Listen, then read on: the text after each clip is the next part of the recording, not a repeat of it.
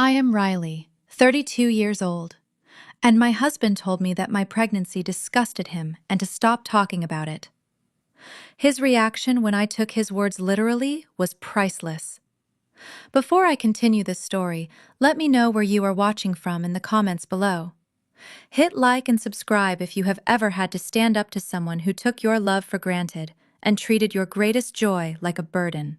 I am a supply chain director for a major technology corporation based in Austin, Texas. I have spent my entire adult life building a career defined by logic, efficiency, and financial independence. My husband, Nolan, is a 34-year-old sales director at a luxury car dealership. When we first met, his charisma and impeccable style drew me in. I believed we were a power couple, two driven professionals building a beautiful life together. But beneath his tailored suits and perfectly groomed exterior lay a fragile ego and a deep obsession with vanity. The turning point happened on the night of our third wedding anniversary. I had arranged a beautiful private dinner at our home to celebrate. We were sitting in our formal dining room. I had prepared his favorite meal, poured expensive wine, and set a romantic atmosphere.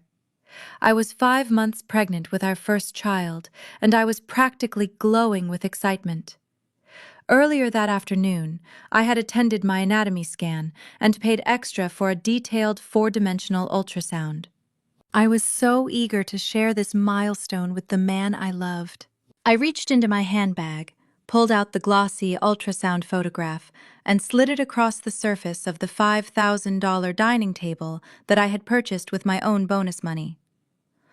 "Look, Nolan," I said, my voice trembling with pure joy. "You can see the baby's face perfectly. It is a little boy." Nolan did not even glance at the photograph. The charming smile he wore just moments before vanished, replaced by a scowl of pure irritation. He picked up his crystal wine glass and slammed it down hard against the expensive wood of the table. The dark red liquid sloshed violently over the rim, staining the white linen napkin beside his plate. "Your pregnancy disgusts me," he hissed, his voice cold and dripping with venom. "Stop talking about it. I am sick of hearing about it." I sat completely frozen, the air knocked out of my lungs.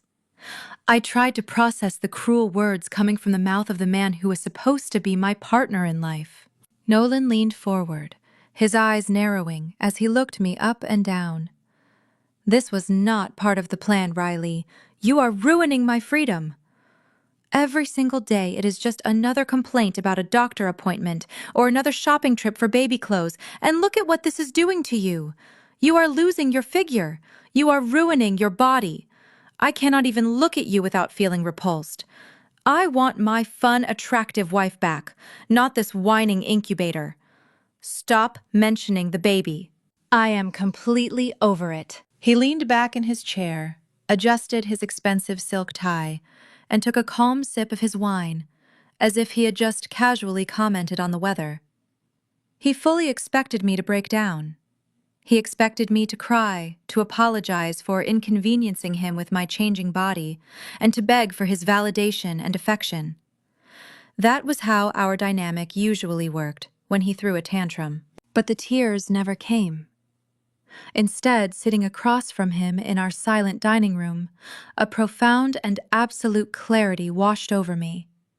It was a cold, sharp awakening. I looked at this man and finally saw the reality of my marriage. He did not want a family. He did not love me unconditionally. He viewed me as an accessory to his flashy lifestyle, and the moment I stopped fitting his perfect aesthetic, I became a burden. The pain in my chest was heavy, but my mind had never been clearer. I slowly reached across the table and picked up the ultrasound photograph. I carefully placed it back into my handbag and snapped the lock shut. I looked him dead in the eye and smiled a completely hollow, icy smile. "Not a problem," I said calmly. Nolan smirked, looking incredibly satisfied with himself. He honestly thought he had won. He believed he had successfully bullied me into submission and put me in my place. He had absolutely no idea that in those 3 simple words, I had just made the decision to completely erase him from my child's life. I finished my dinner in silence, playing the role of the subdued wife to perfection. But behind my quiet demeanor, my mind was operating with the ruthless precision of a corporate director executing a crisis management plan. If he was disgusted by my pregnancy, he would never have to be burdened by it ever again. Later that night, while Nolan was sleeping soundly in the master bedroom, I took my laptop into my home office and began my campaign of malicious compliance. I started by logging into my hospital healthcare portal. With a few clicks, I revoked his access to all my medical records.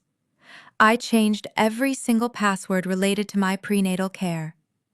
I navigated to my emergency contact information, deleted his name, and removed his phone number. If I went into early labor or had a medical emergency, the hospital would not even know I had a husband to call. Next, I went to work on our finances. I had always been the primary breadwinner in our marriage, earning a salary that dwarfed his commission-based income. I went online and opened a brand new hidden bank account entirely in my name. I immediately logged into my payroll system and rerouted a substantial portion of my direct deposit to fund this secret account. From that exact moment forward, every single expense for my baby would be completely separated from Nolan. Every doctor bill, every ultrasound fee, every piece of nursery furniture, and every tiny article of clothing would be paid for using my personal credit cards and my private funds. I would not allow a single cent of his money to touch my child.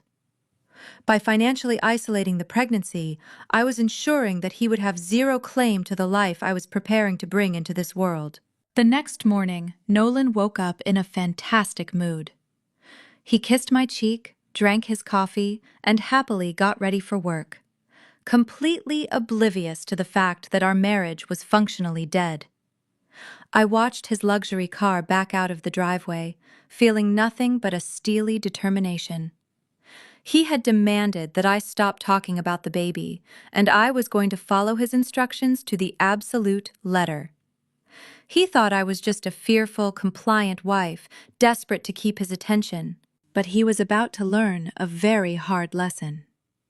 When you push a strong, financially independent woman to her limit, she does not break. She meticulously plans her exit. The weeks that followed our anniversary dinner transformed our household into a stage for a silent psychological war.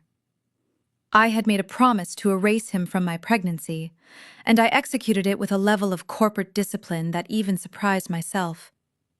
The silence in our home became a living, breathing entity, but to Nolan, it was simply the sound of victory. I stopped updating him on the baby's kicks. I stopped leaving pregnancy books on the coffee table. As my body began to change, I adapted my wardrobe with oversized blazers and structured layers.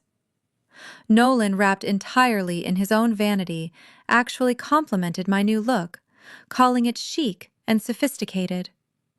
He was completely oblivious to the fact that I was actively hiding the physical evidence of his child from his sight. He never once asked how I was feeling, or if the morning sickness had subsided.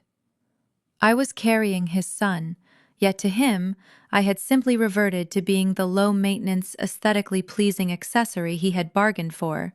He thrived in this new arrangement. Without the annoyance of my pregnancy updates, Nolan plunged headfirst back into his flashy, self-centered world.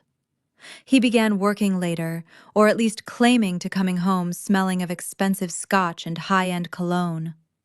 His weekends were spent on the golf course with affluent clients or browsing the latest designer watches. He interpreted my quiet demeanor as ultimate submission. In his mind, his cruel outburst at our dining table had successfully trained me. He genuinely believed he had disciplined his successful, independent wife into a docile partner who finally understood her place. He would occasionally buy me a generic luxury gift, a silk scarf or a designer handbag, handing it over with a smug smile as if rewarding a dog for a trick well performed. I accepted them all with a hollow smile, then immediately returned them for cash that went straight into my hidden bank account. The isolation of my medical appointments became my greatest